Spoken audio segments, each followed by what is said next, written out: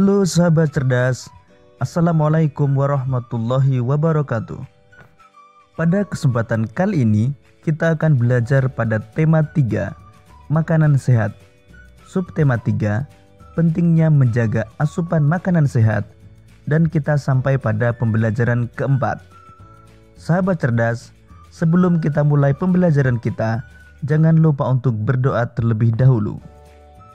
Sahabat cerdas, perhatikan percakapan antara Udin, Benny, Lani, dan Siti berikut ini.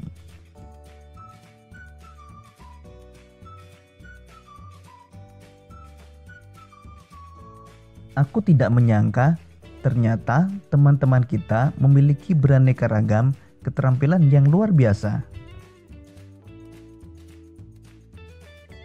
Betul Din, ada yang menulis bahwa ia mahir bermain gitar. Ada yang terampil bermain drum, ada pula yang merdu suaranya. Wah, mereka bisa membentuk sebuah band sekolah, Din.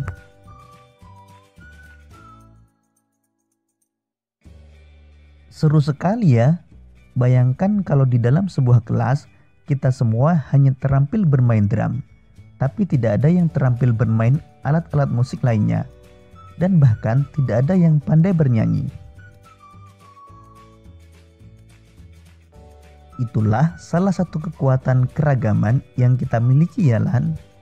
Bahkan dengan perbedaan yang ada, kita dapat saling mengisi dan melengkapi. Sahabat cerdas, demikian tadi percakapan antara Udin dan teman-temannya tentang beraneka ragam keterampilan yang dimiliki teman sekelasnya. Begitu pula dengan para petani yang beraneka ragam keahliannya. Ada yang memiliki sawah, kebun singkong, kebun jagung, dan lain-lain. Pada pembahasan sebelumnya, para petani yang memanfaatkan sistem irigasi bernaung dalam satu wadah organisasi agar mereka dapat saling membantu satu sama lain. Sahabat cerdas, apa ya jadinya jika tidak ada kerukunan antar para petani tersebut? Jika tidak ada kerukunan antar para petani, maka organisasi tidak akan dapat berjalan seperti yang diinginkan dan akan banyak pertengkaran akibat perbedaan pendapat.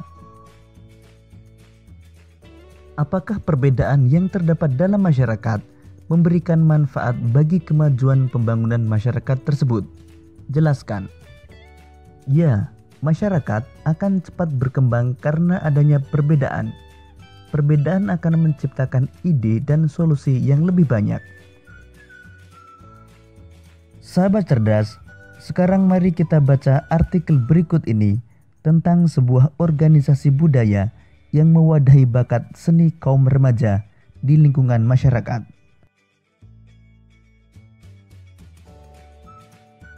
Sanggar Tari, wadah para penari tradisional. Sanggar Tari merupakan sebuah organisasi yang sengaja dibuat untuk mewadahi kreativitas seni warga masyarakat, khususnya dalam hal seni tari.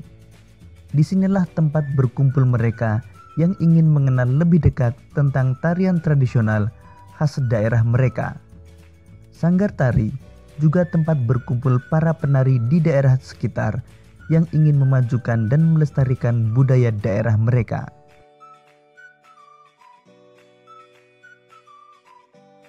Salah satu sanggar tari yang aktif dalam melestarikan tarian tradisional daerah mereka adalah Sanggar Tari Kambang Tigarun dari Kalimantan Selatan.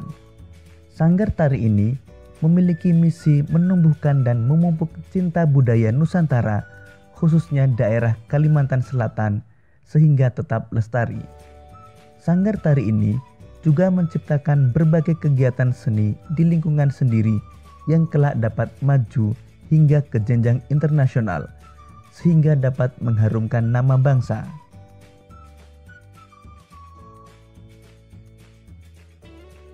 Sanggar Tari Kambang Tigarun ini tidak membatasi anggotanya.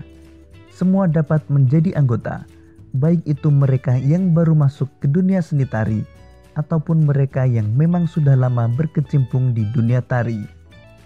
Hal ini tetap mengacu pada tujuan didirikannya sanggar ini, yakni mewadahi para muda-mudi Kalimantan Selatan untuk menyalurkan minat, bakat, dan kreativitas di bidang seni tari. Sahabat cerdas, Sanggar Tari merupakan sebuah contoh pembangunan sosial budaya. Keragaman jenis tari menunjukkan keragaman sosial budaya yang dimiliki bangsa Indonesia. Keragaman sosial budaya menjadi modal pembangunan nasional karena adanya keragaman suku dan budaya membuat kita belajar untuk saling menghargai dan bertoleransi dengan sesama. Toleransi akan menghindari terjadinya konflik atau perpecahan, sehingga persatuan dan kesatuan akan tetap terjaga. Hal ini menjadi modal penting terkait pembangunan nasional. Contoh keragaman sosial budaya yang dimiliki bangsa Indonesia antara lain keragaman suku bangsa. Contohnya, suku Batak dari Sumatera Utara, suku Minangkabau dari Sumatera Barat, suku Sunda dari Jawa Barat, suku Betawi dari DKI Jakarta, suku Madura dan Tengger dari Jawa Timur, suku Dayak dari Kalimantan, suku Sasak dan Sumbawa dari Nusa Tenggara Barat, suku Bugis dan Toraja dari Sulawesi Selatan, suku Jawa dari Pulau Jawa, suku Sentani dan Asmat dari Papua.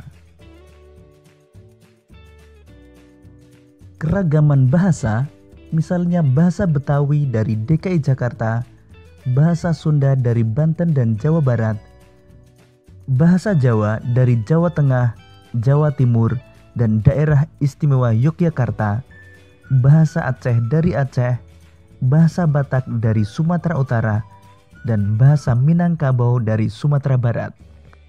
Keragaman senjata tradisional, misalnya golok dari Betawi, celurit dari Madura, badik dari Sulawesi Selatan, jenawi dari Riau, trisula dari Sumatera Selatan, rencong dari Aceh, keris dari Jawa, dan mandau dari Kalimantan. Keragaman rumah adat, misalnya rumah gadang dari Sumatera Barat, rumah Aceh atau krong bade dari Nangro Aceh Darussalam, rumah Baileo dari Maluku, rumah Balai Batak Toba dari Sumatera Utara, rumah Tongkonan dari Sulawesi Selatan, dan rumah panggung dari Bangka Belitung. Sahabat cerdas, berikut ini beberapa manfaat keragaman sosial budaya. Pertama, menarik minat para wisatawan asing dan dalam negeri untuk berkunjung. Kedua, menjadi kekayaan budaya bangsa. Ketiga, mempererat rasa persatuan dan kesatuan. Keempat, memperluas wawasan masyarakat tentang keanekaragaman sosial budaya. Dan yang kelima, menjadi ciri khas bangsa Indonesia di mata negara-negara lain. Demikian tadi sahabat cerdas pembelajaran kita pada tema 3, subtema 3 dan pembelajaran keempat. Untuk menguji pemahamanmu, kamu dapat mengerjakan latihan soal yang terdapat pada deskripsi video ini. Sampai jumpa pada pembelajaran berikutnya. Tetap semangat dan selamat belajar.